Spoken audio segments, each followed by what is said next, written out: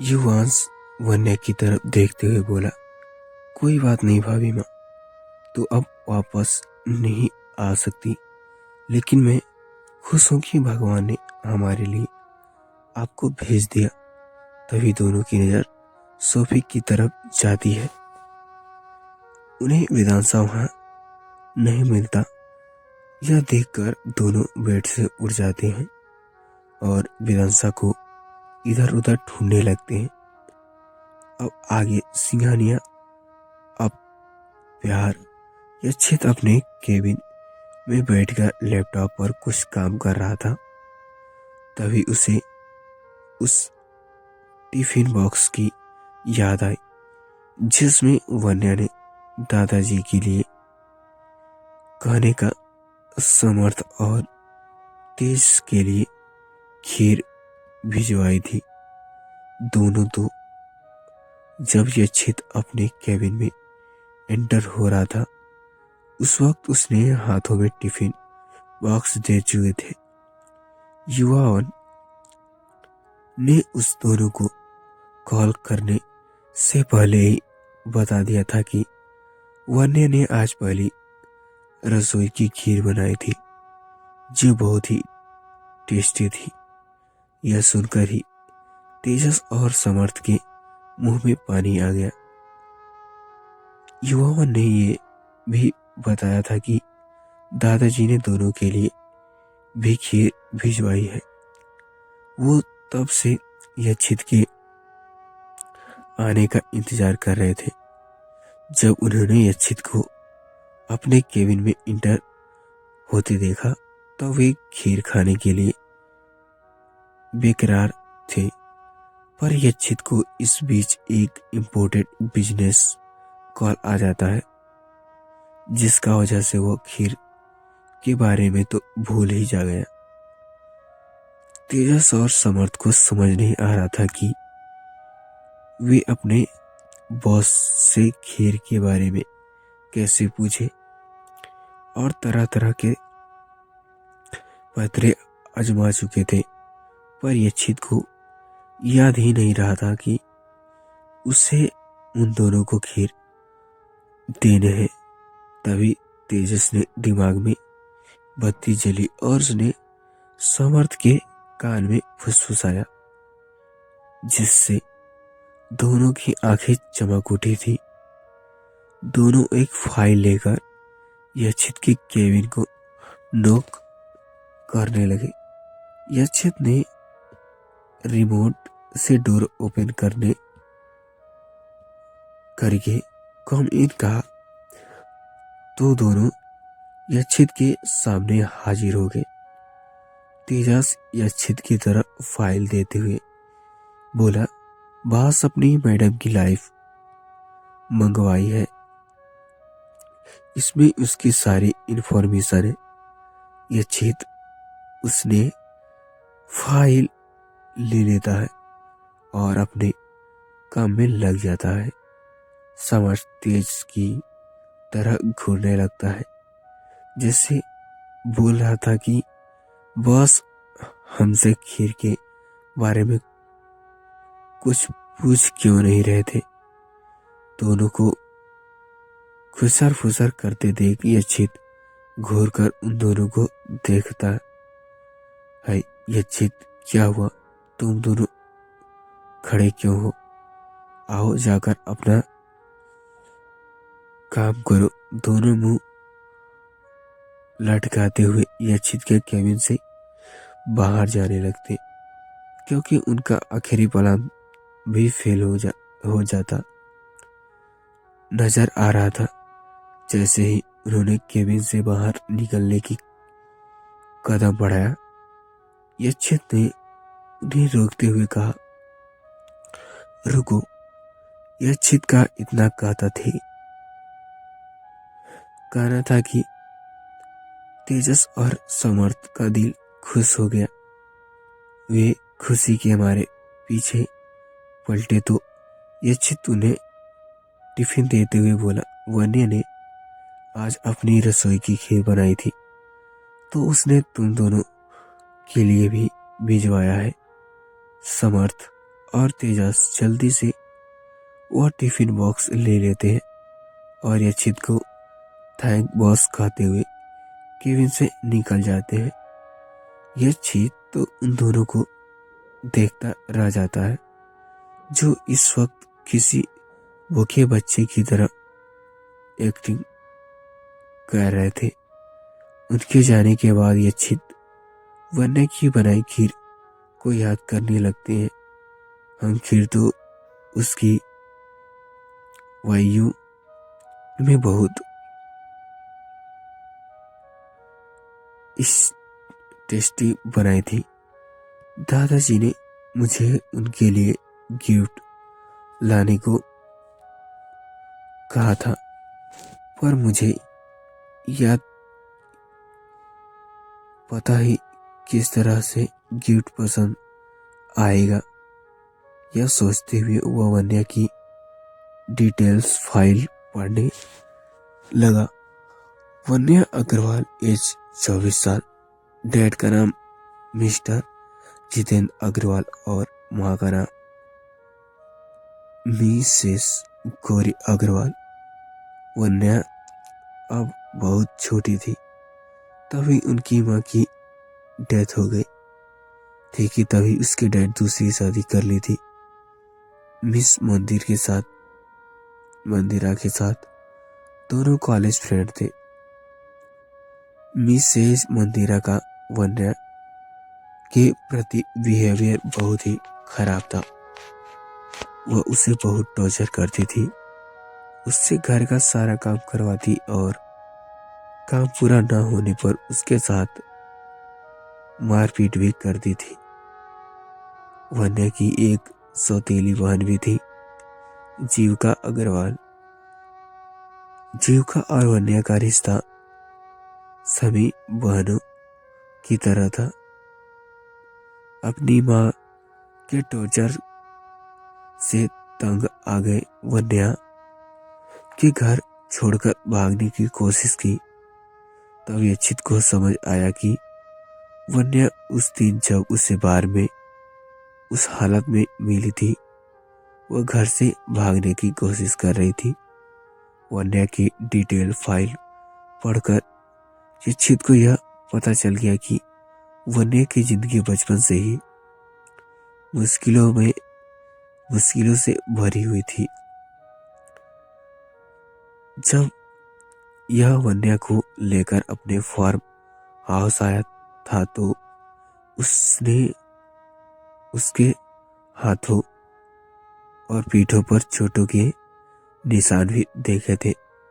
उसे समझ आ गया था कि ना कोई हुई चोट उसके सौतेली माँ मंदिरा ने उसे दिए थे। यह चित को मंदिरा पर गुस्सा आने लगा, साथ ही उसके डॉक्टर की प्रेसिडेंट पर दवाइयाँ और सप्लीमेंट मंगवा लिया। डॉक्टर ने वन्या का चेकअप करके बताया था कि वह जरूरत से ज्यादा वीक है और उसे एक प्रॉपर टाइम और कुछ एम्प्लॉयमेंट्स लेने की जरूरत है। दूसरी तरफ युवावन और वन्या कमरे में वेदांशा को सब तरह ढूंढ चुके थे, पर वह कहीं मिल नहीं रहा था।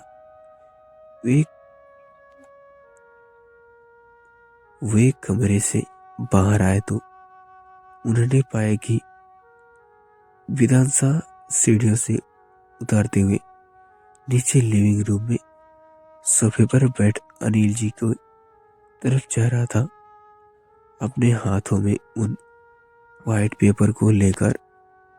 उसे देखकर लग रहा था कि वह अपनी बताई चीज को अनिल जी को दिखाना चाह रहा है। यह देखकर वन्या और युवावन नीचे आए। वेदांशा एक्साइटमेंट में अनिल जी की तरफ दौड़ रहा था। उसने सामने ध्यान नहीं दिया और उसके पैर टेबल के कोने पर लग गया। और वह जोर से गिर गया और गिरकर जोर जोर से रोने लगा। यह देखकर वन्या दौड़कर विदांसा के पास आई और उसे अपने गोद में उठा लिया। विदांसा का रोना सुनकर अनिल जी का ध्यान उस तरफ गया।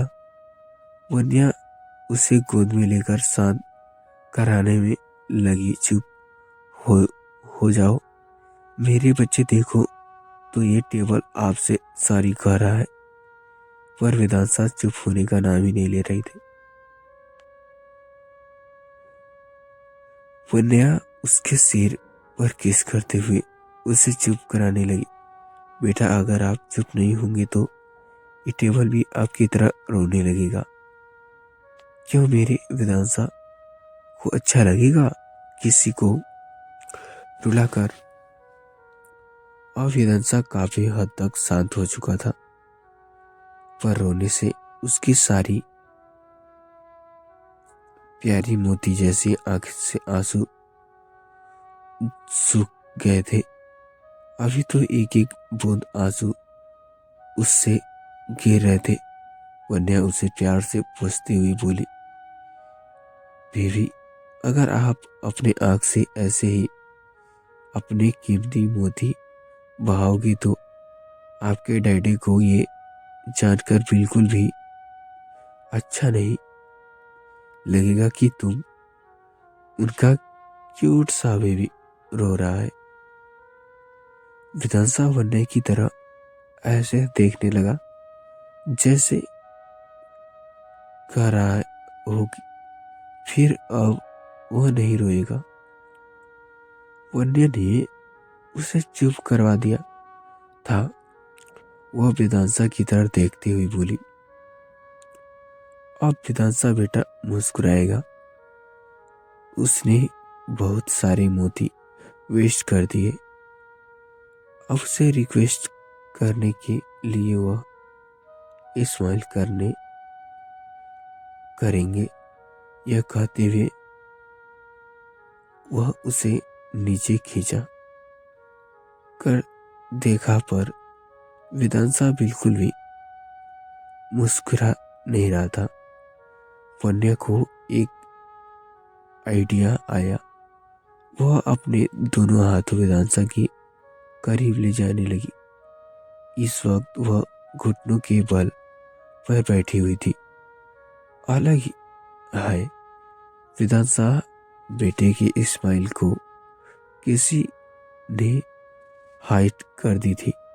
अब अपनी माँ को ढूंढना पड़ेगा कि आपकी स्माइल कहाँ छीनी है। यह कहते हुए वेदांसा को गुनगुनाने लगी। उसने हाथों को गुदगुदाने में वह थोड़ा स्माइल करने लगा था। अरे नहीं, मेरी बेबी की स्माइल यह नहीं छीनी है।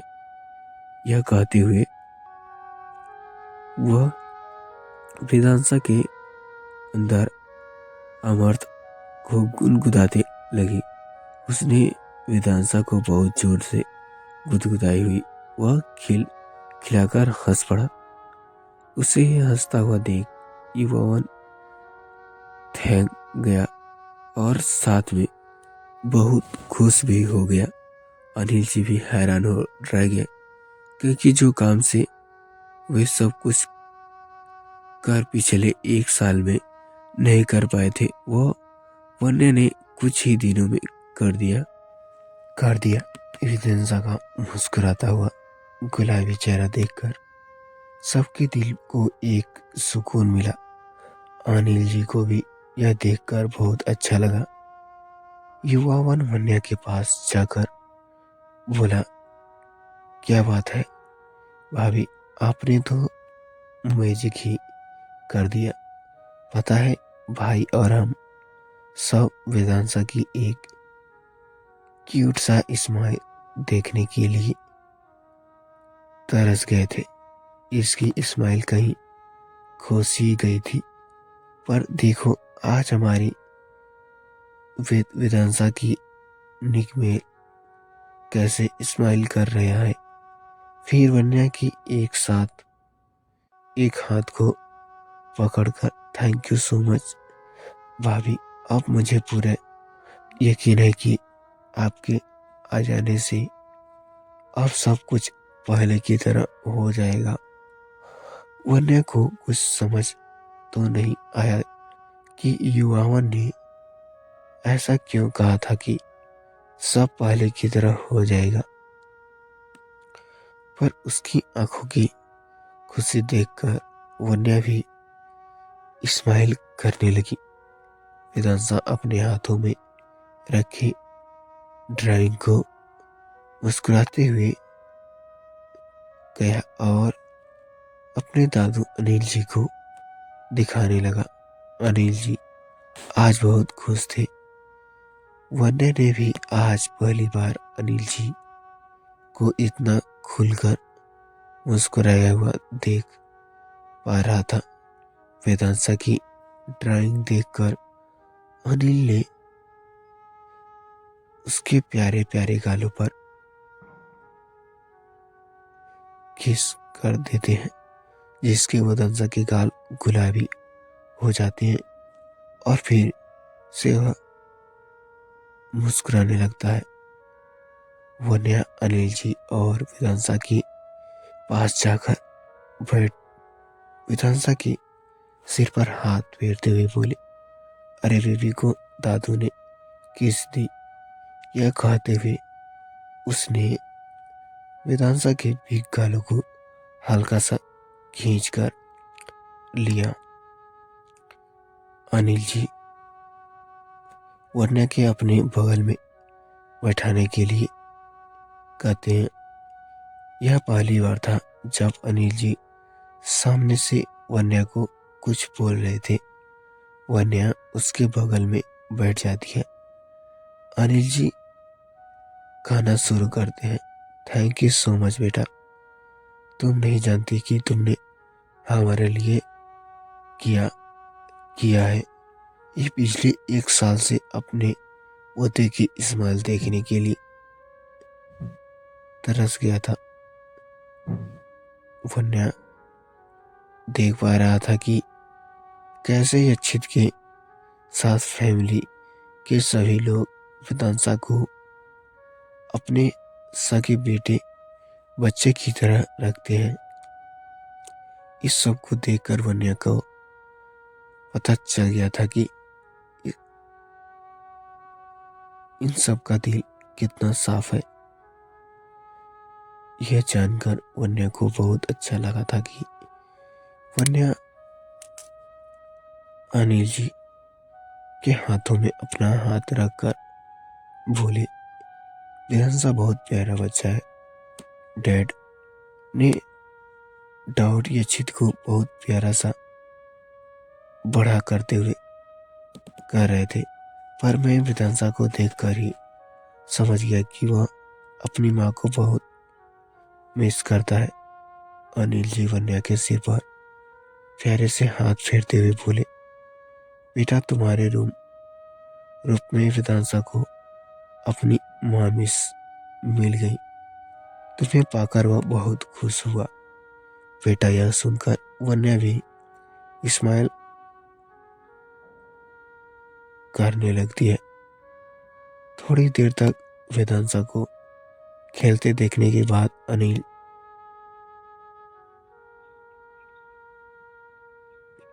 जी अपने कमरे में चले गए। युवावन वन्या के पास जाकर उसकी तरफ देखते हुए बोला, भाभी आप नहीं जानती कि भाई के लिए वेदांशा का मुस्कुराना चेहरा कितना बड़ा सरप्राइज रहने वाला है। वो बहुत ज्यादा खुश हो जाएंगे। वन्या भी यह देखना चाहती थी कि यक्षित का रिएक्शन कैसा होगा जब वह अपने क्यूट से बेबी को स्माइल करते हुए देखेंगे। तो फ्रेंड्स, ये स्टोरी कैसा लगा, तो आगे कैसा होने वाला है, यक्षित का रिएक्शन जब वह अपने क्यूट से बच्चे को मुस्कुराता हुए देखेंगे, क्या वेदांशा की वो खड़ी होगा जो वन्या और याचित को एक दूसरे के करीब ले जाएगा ने के लिए पढ़ते हैं। तो फ्रेंड्स मिलते हैं नेक्स्ट पार्ट में, तब तक के लिए बाय। चैनल पर नए हैं, चैनल को सब्सक्राइब करके बेल आइकन को ऑल पे प्रेस कर दीजिए। तब तक के लिए बाय फ्रेंड्स।